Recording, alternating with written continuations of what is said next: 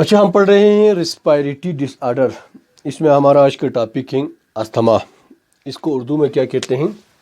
दमा कहते हैं। ठीक है।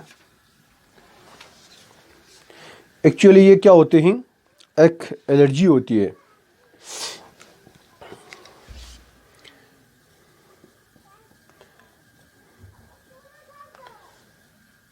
ये एक एलर्जिक कंडीशन है। इसमें in which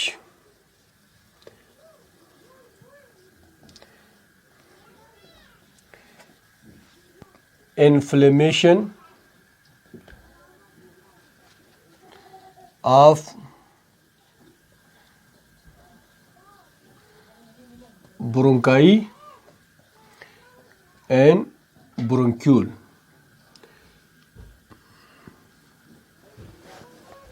इसमें क्या होते हैं? दोबारा यहाँ पे सूजन होता है। ब्रोंकाई और ब्रोंक्यूल की सूजन होते हैं। वो किस वजह से होते हैं? इन्फ्लेमेशन की वजह से। ठीक है। एक एलर्जिक रिएक्शन है जिसकी वजह से इन्फ्लेमेशन होता है, सूजन होते हैं। और आखिर में जाके क्या होते हैं? बहुत ज़्यादा यहाँ पे म्यूकस प्रोड्यूस होते हैं।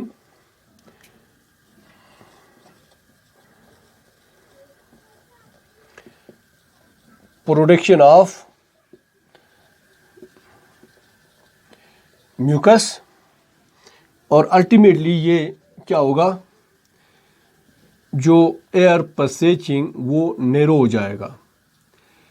नैरोइंग ऑफ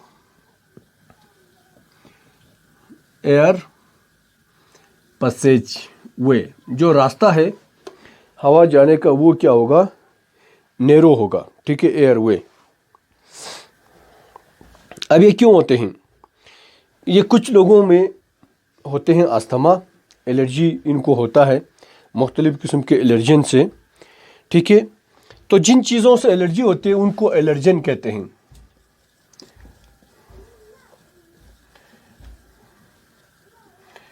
अब इसमें क्या क्या आ सकते हैं? इसमें स्मोक आ सकते हैं। किसी को धुआं से एलर्जी होती है, किसी को डस्ट पार्टिकल से एलर्जी होती है, केमिकल, इवन किसी को परफ्यूम खुशबू से भी एलर्जी होती है, और मुख्तलिफ़ केमिकल और पोलन, इसका बहुत ज़्यादा एलर्जी होती है, पोलन एलर्जी। पोलन क्या होते हैं? पोलन ये फ्लावरिंग सीजन में फूल के अंदर जो बनते हैं ना, वो पोलिनेशन के लिए एक मेल जो फ्लावर है उसमें से फीमेल फ्लावर में ट्रांसफ़र हो जाता है, उसको पोलन ग्रेन कहते हैं। ठीक है।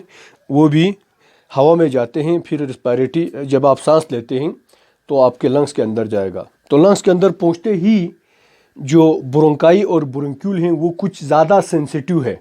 असल मेन रीज़न क्या है? वो ज़्यादा सेंसिटिव हैं इन एलर्जिन से।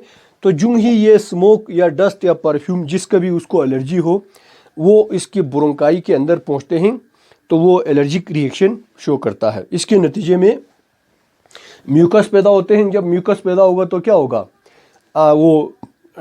उसका जो रास्ता है वो तंग हो जाएगा, नैरो हो जाएगा। ठीक है। और ये जाके क्या होते हैं?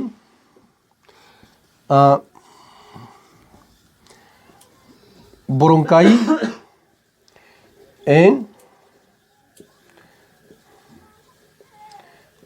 ब्रोंक्यूल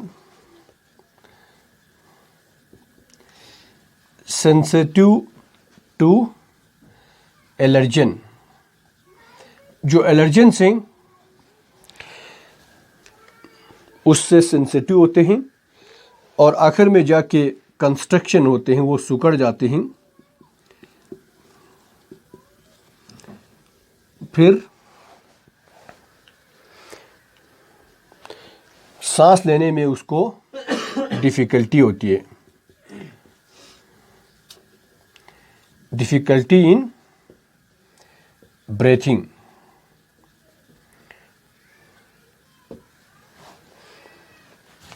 अब ये किस तरह होते हैं यहाँ पे मैं आपको समझाऊंगा।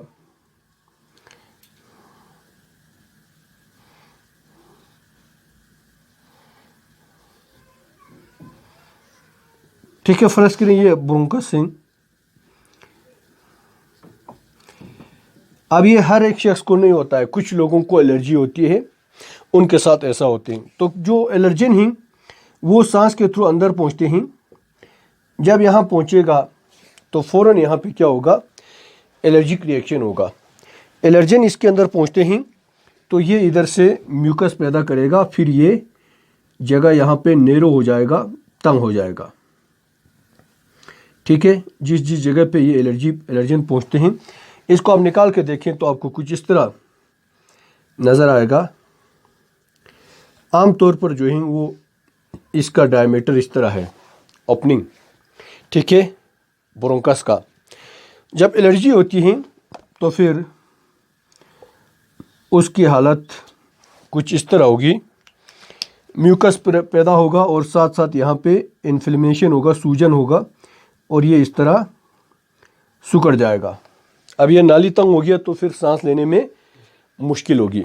ठीक है, अब इसकी सिम्टम्स क्या हैं?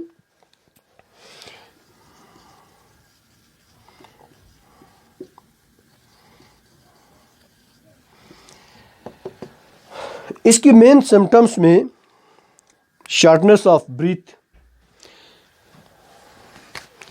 सांस फूलना,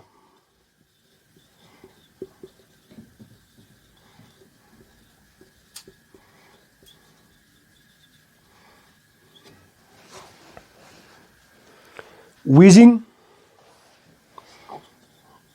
वीजिंग किसे कहते हैं? खर्राटे को कहते हैं ना, विजलिंग साउंड विथ ब्रेथिंग। सांस लेते हैं तो उसके आवाज़ आती है, सीटी बजती है, इसको कहते हैं विजिंग। और चेस्ट पेन, सीना जाम हो जाते हैं, सीने में चेस्ट टाइटनेस, सीना जाम हो जाए। ठीक है, तो ये इसका क्या है, मेन सिम्टम्स हैं। अब यहाँ पे फिर एक सीटी बन गया है। ठीक है, ये नैरो हो गया है, तो हवा जब तेज़ी के साथ अंदर जाएगा या अंदर से बाहर आएगा तो फिर यहाँ पे सीटी की आवाज़ आएगी, इसका सीना जाम हो जाएगा। अब इसका ट्रीटमेंट क्या होगा? अब इसका मुकम्मल क्योर तो नहीं है, लेकिन टेम्परेरी जो है उसका ट्रीटमेंट होता है, वो है इन्हेलर। केमिकल का जो इन्हेलर होता है,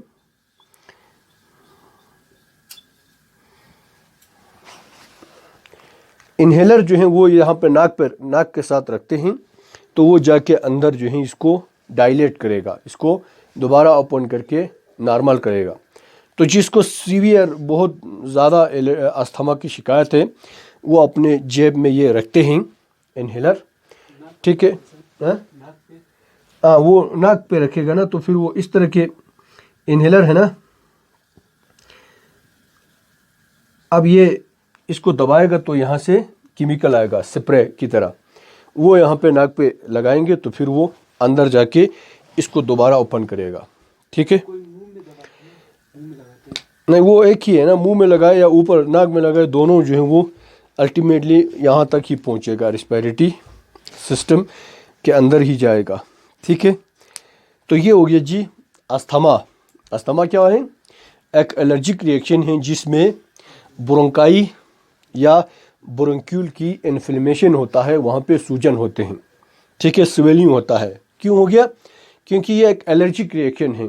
जब ये एलर्जन कोई भी स्मोक, डस्ट या परफ्यूम या पोलन इसके अंदर पहुँचता है तो ये कुछ ज़्यादा सेंसिटिव हैं। जिनको अस्थमा होता है ना, असल में उनकी जो ब्रोंकस और ब्रोंक्यूल इन एलर्जन के साथ ज़्यादा सेंसिटिव है, वो फ़ौरन से उसका एक एलर्जिक रिएक्शन करेगा।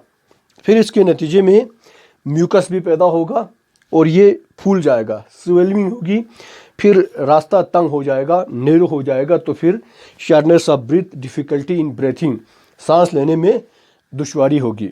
ठीक है, अब इसका ट्रीटमेंट हमने सिम्टम्स क्या बताया? शॉर्टनेस ऑफ ब्रीथ, सांस फूलना, वीजिंग, सांस लेते हैं तो आवाज़ आती है, चेस्ट टाइटनेस, सीना जाम हो जाते हैं, और उसका ट्रीटमेंट क्या है? इन्हेलर है, इसके अंदर केमिकल होते हैं, ये अंदर जाएगा तो फिर इसको डायलेट करेगा। ठीक है।